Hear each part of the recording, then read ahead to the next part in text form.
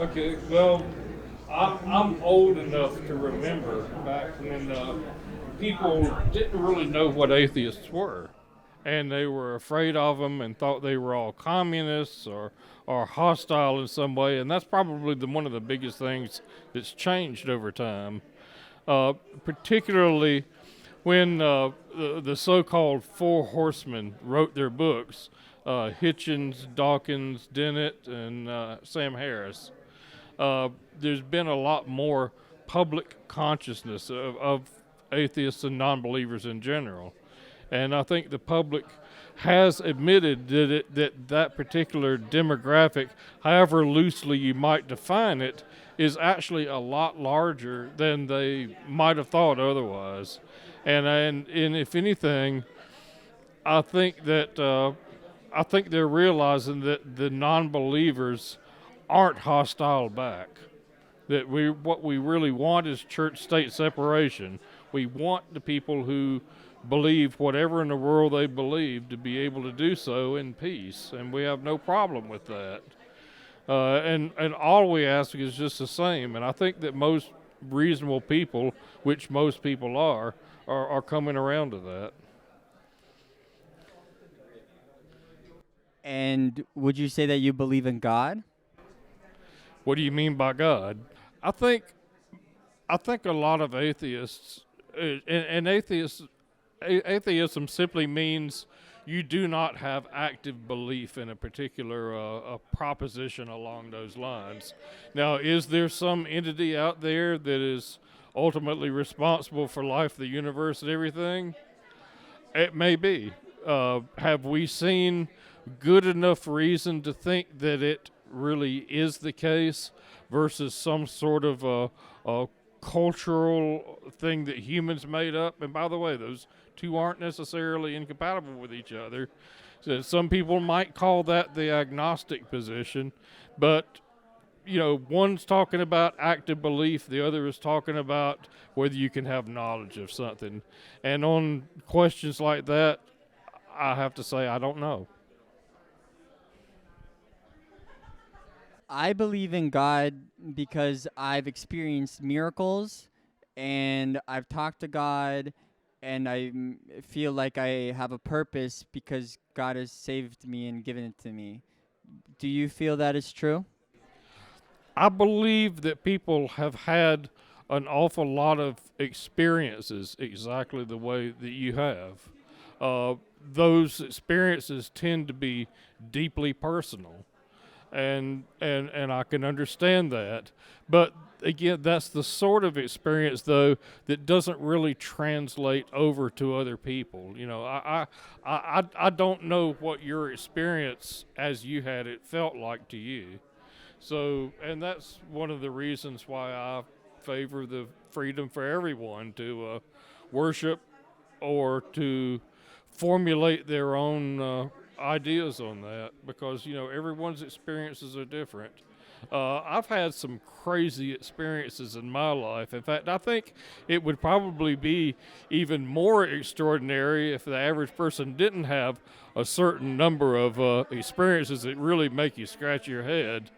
Uh, but as to what meaning you can draw from that, that's up to the individual. What's been the most profound experience that you've had that you've thought maybe God could be real? Uh, I had the Buddha. I saw the Buddha in a dream and asked him to wake me up. And you know what happened? I woke up. Yeah.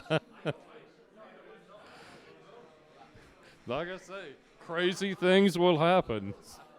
Who knows? Who knows? How old were you when you had that dream?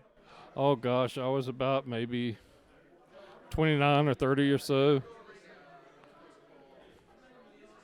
And do you feel like when you woke up, you had some kind of enlightenment, or did you feel the same as before? Uh, I felt, well, again, that's the problem is that what conclusions do you take from things like that? That the Buddha is a cosmic alarm clock? I don't know, but by golly, when you're in the midst of an experience like that, it's crazy. It's like your whole question of, okay, what is reality like now? Really kind of comes into question there for a few minutes at least. I had a crazy experience myself one time where I woke up and I was like in another universe, essentially on this planet where I was the king, and there were all these worms that were phased into cars and they were driving around, and I would have sex with these worms, and then I was exiled, and then I was brought back to Earth about 10 years later. The human mind is a crazy thing. That's why, and that's why I have to say, I don't know. Are you going to the dance later? I don't know. I'm not really a big dancing person, mostly. I'll stop by and see if I can find any old friends there. But I'll be there. all right, yeah, it should be fun. Have you ever fallen in love before? Oh yeah, well, almost married. That didn't work out very well in the end. She decided to go off to greener pastures, if as far as wallet size goes. I Were you engaged? Not not officially, but I mean we were living together, so that's it, and I had the full intention, of someday getting married, but no, that didn't work out. What did you do? How did you recover from that? What was your process like after that relationship ended? Well, by the time it got to that point, I put her on a bus and was glad to see her go. And it worked out. It worked out okay for her, I suppose.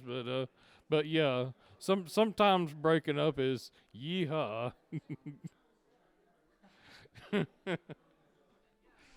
I just went through a pretty devastating breakup myself, so I can relate. We were gonna get married, and now we're not.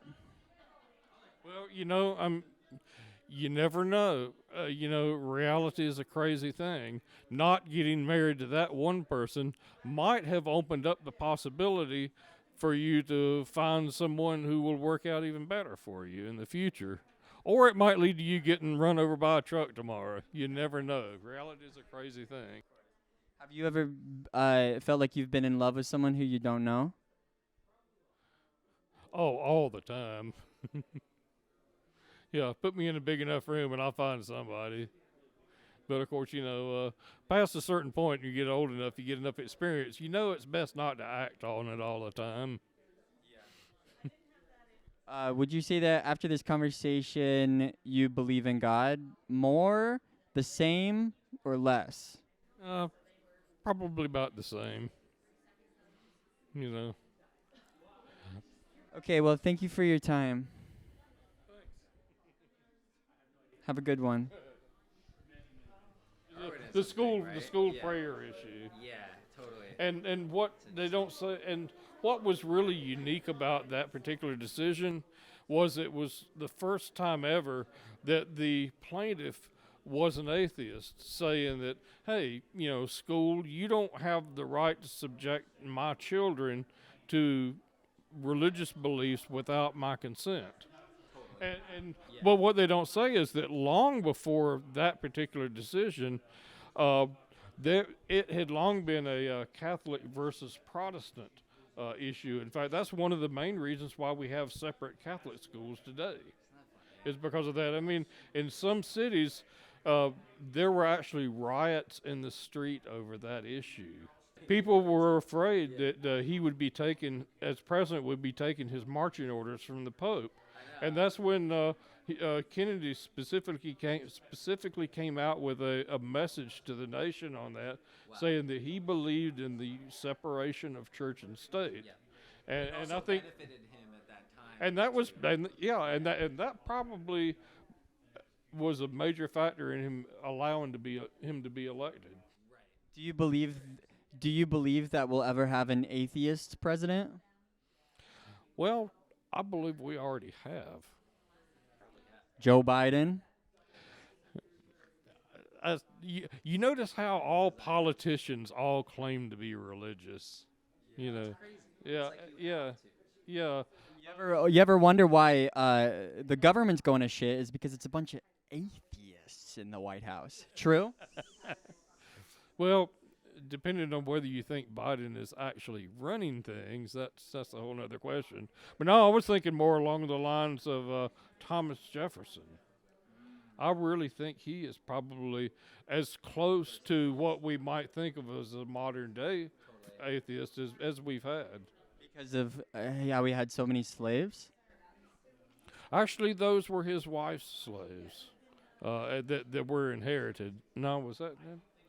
No. So if Joe Biden's not really running things, who do you think is running things?